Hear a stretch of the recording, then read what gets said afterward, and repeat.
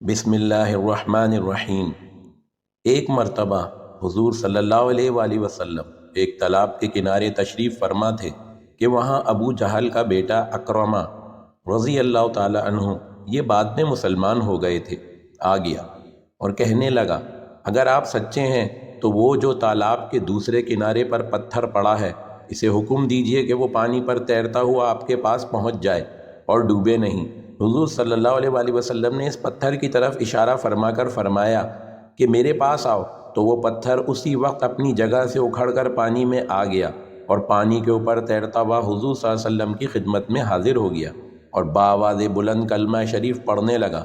حضور نے اکرمہ سے فرمایا، بس یا کچھ اور ہے؟ اکرمہ نے کہا، اب اسے کہیے کہ یہ پھر واپس اپنے مقام پر چلا جائے۔